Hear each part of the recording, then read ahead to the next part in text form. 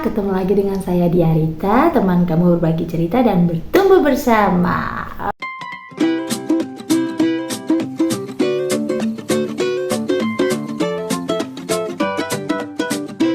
Oke, kita mau melanjutkan obrolan yang dibahas di video sebelumnya tentang bagaimana cara agar anak kita lebih mudah memahami materi, ya kan?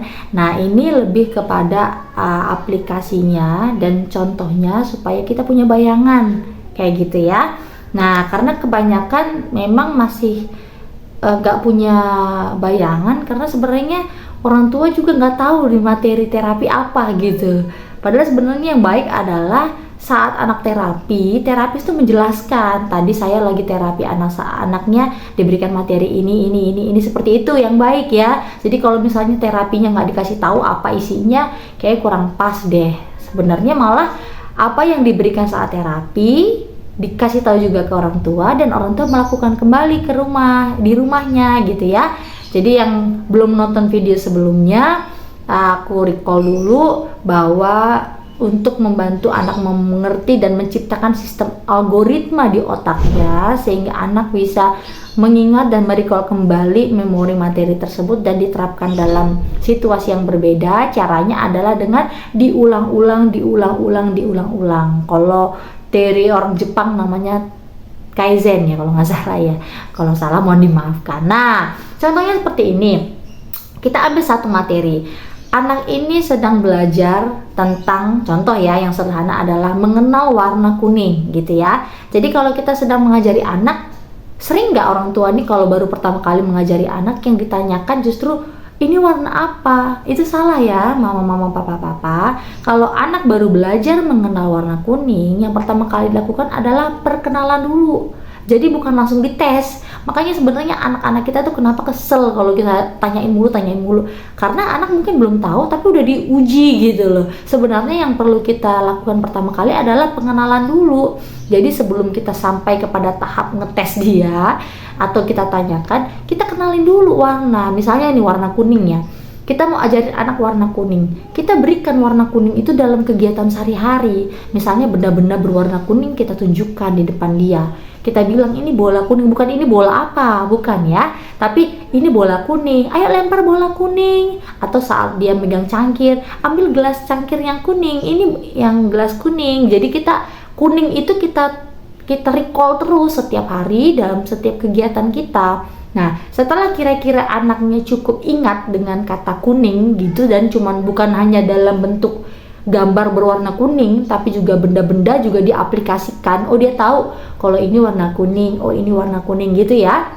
Nah, masuklah ke materi terapi di mana kita mau ngetes nih kemampuan dia. Caranya kita jangan langsung tanya ini warna apa, tapi kita suruh ambil dulu atau tunjuk dulu. Itu untuk mengetahui pemahaman dan pengenalan anak. Jadi kita suruh ambil semua benda yang berwarna kuning. Contohnya kita bisa tanya, mana bola kuning, mana baju yang warna kuning. Saat lagi nonton, mana itu buah yang warna kuning. Jadi kita tanyakan dalam setiap kegiatan. Nah, setelah itu kita berikan distraksi. Jadi bukan langsung belajar warna biru. Oh, anakku udah hafal nih warna kuning nih, besok dikasih warna biru. No, bahkan kalau bisa kita tes lagi nih, kasih distraksi. Misalnya hari ini kita kasih compare warna satu, ada biru, ada kuning. Besoknya kita tetap ajarin warna kuning, tapi kita kasih compare-nya lebih banyak. Ada warna biru, ada warna merah. Besoknya kita ambil, tetap kita tanyakan warna kuning, tapi di tengah-tengah kumpulan warna yang banyak lainnya. Seperti itu loh maksudnya, mengulang-ulang tapi dengan situasi yang berbeda-beda supaya anak-anak kita lebih mudah memasukkan, menginput memori-memori tentang kuning itu dalam segala situasi sampai akhirnya terbentuklah algoritmanya. Artinya secara otomatis dia tahu kuning dalam setiap situasi yang sedang dia lakukan atau alami. Jadi bukan, oh anakku udah tahu kuning saat aku tanya ini warna apa? Kuning. Oh anakku udah tahu. Besok ganti warna biru. No. Jadi kuning itu kalau perlu itu terus selama 1 hari atau 2 hari atau 1 minggu. Bahkan tes lagi bulan depan berikutnya. Masih ingat nggak dia ya dengan warna kuning? Kayak gitu. Nah, setelah dia udah bisa mengambil benda yang warna kuning, sekarang tanyakan, ini warna apa, kayak gitu. Jadi tahapannya ada ya saat kita mengajari anak kita, bukan dengan baru pertama mengenal ini kuning ya, ini warna apa. Nah itu udah lompatnya udah tinggi banget, kemampuan berpikirnya nggak langsung bisa tiba-tiba mengingat dan menyebutkan gitu loh. Jadi dia harus bertahap, kita kenalin, kita tanyakan yang mana yang warna kuning, lalu kita tanya dan dia menyebutkannya gitu, lalu kita terapkan dalam kegiatan. Ayo kita warnain pakai warna kuning yuk, tanpa kita tunjuk yang mana dia udah tahu ambil sendiri kayak gitu. Nah terus dia dalam kegiatan sehari-hari tanpa kita ajarin pun, misalnya lagi pergi jalan-jalan, dia sampai gini, "Ma, itu kuning," gitu. Nah, di situ sudah muncul algoritmanya. Kalau sudah secara otomatis seperti itu, maka barulah kita masuk ke materi yang berikutnya. Itu loh contohnya. Jadi paham ya kira-kira mama papa atau guru-guru terapis pentingnya merecall materi yang tadi dicontohkan dalam berbagai konteks gitu ya. Jadi kalau boleh bukan cuma mamanya atau papanya yang tanya, tapi kita bisa juga suruh orang lain yang mengetes. Jadi bisa jadi anak paham karena mamanya udah tanya, jadi dia kayak otomatis. Tapi ketika opa omanya nanya atau tetangganya nanya, dia nggak bisa jawab gitu loh. Nah itu perlu kita tes lagi. Jadi pastikan anak memahami materi itu jangan cuma dalam satu kali aja gitu.